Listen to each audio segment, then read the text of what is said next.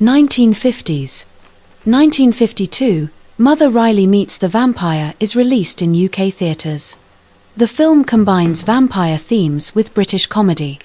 1953, Dracula in Istanbul is released in Turkish theatres. Wow. The film adapts Dracula into a Turkish cultural.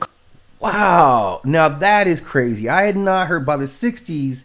Now we got vampires in Turkey. Like they're in Turkish culture as well.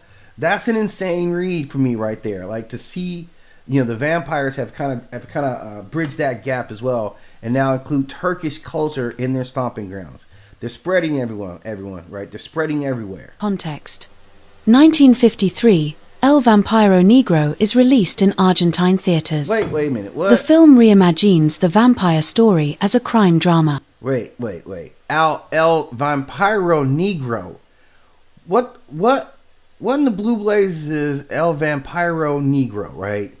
I'm not even going to ask Argentina. I'm not even going to ask. I'm going to assume that I know everything about what this vampire story was all about. So again, though, a new country stepping up in its representation of this long lineage of vampire movies worldwide, right? This is really getting into it. Now Argentina's in on the remix. 1956, Vampire Moth is released in Japanese theatres. The film blends vampire imagery with Japanese horror. Wow, I mean, like, I'm stunned by this, right? I'm kind of stunned. I kind of had always assumed that vampire stories were really a Western phenomenon. I mean, I know the history of it coming from Eastern Europe, right? So I assumed it was always in Eastern Europe. I assumed that as well. I knew it was kind of, the Brits, they do a lot of, like, pretty deep. The Brits are kind of deep on horror stuff too. Like, they go deep on vampires, they go deep on werewolves. So they're deep into horror culture anyway. But, like Turkey, Japan, we know they have strong cultures. So I'm just kind of surprised that this got in. And that'll be interesting. I definitely love to talk more about the Turkish effect. Like, how did the Turkish side of it? In fact, I'm going to take some notes on that, man. I'm just giving myself some notes.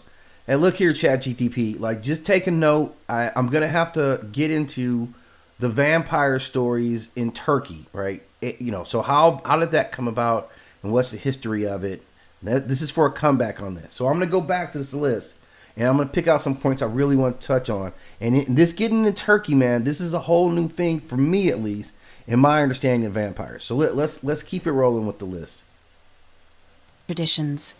1957, Blood of Dracula is released in US theatres. Yep. The film presents a female vampire protagonist. 1957, El Vampiro is released in Mexican theatres. The film becomes one of Mexico's most influential vampire productions.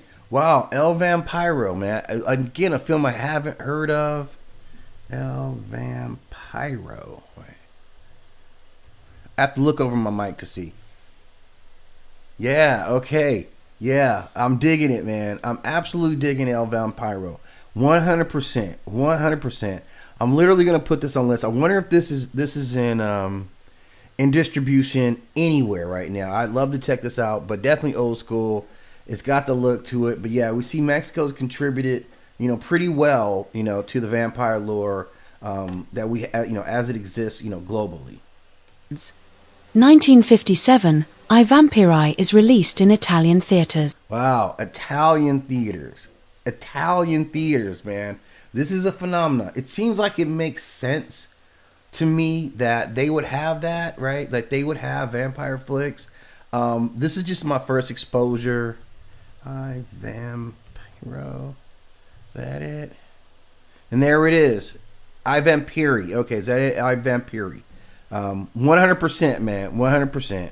Yeah, that's amazing. This is pretty old school. This has got a great look to it. It's kind of classic. Let me see if I can find some of the original art. This looks like that's the original. Yeah, I think this is the original Cinescope. So, man, Italy's definitely got a tradition in vampire movies. So who doesn't? Who doesn't? The film is one of Italy's earliest horror features. 1957, The Vampire is released in US theatres. The film portrays vampirism as a medical condition. 1958, Blood of the Vampire is released in UK theatres. UK stays The strong. film emphasises Gothic laboratory horror. 1958, Horror of Dracula is released in UK theatres. The film introduces Christopher Lee as Dracula for Hammer Films. Wow, that's pretty amazing, man. You know, Christopher Lee, if you guys don't know, this guy is actually like, man, is he still alive? I'm not sure, man. This dude is like deep in the streets. When it came, like, man, this dude, yeah, Christopher Lee is one of the dopest actors that's existed, man. You see how far back he starts coming in as vampires, right? He would also, I believe, be in Lord of the Rings, right? He plays Sauron, right, in Lord of the Rings, and I'm pretty sure he's Count Dooku. I mean, so, but this is where he first really started making his films. Let's see if we got a shot of his vampire stuff, man. Let's see. Let's look at his vampire movies. Yeah, man, this dude right here, you can see that face is unmistakable. Man, just legendary at this shit, right? Legendary, man. Christopher Lee. And you can see how far back he was making his mark, man. And this dude, I mean, all the way into Star Wars, man. Like, that's how powerful this dude, as an actor, really was. And obviously how versatile, like, this dude got down. Yeah, this is absolutely a giant of you know, the industry, man. The filmmaking, man. Because this guy was just absolutely a beast. Absolutely a beast. Like, really left his mark. 1958, The Return of Dracula is released in US theatres. The film relocates Dracula to modern America. 1959, Curse of the Undead is released in US theatres. The film blends vampire mythology with the Western genre. 1959, Uncle Was a Vampire is released in Italian theatres. Wow, okay, Italy. Now I'm really starting to respect you, man. Uncle Was a Vampire. That's something I'm putting on the radar. The film presents a comedic take on vampirism. Maybe not. 1960s. Yeah.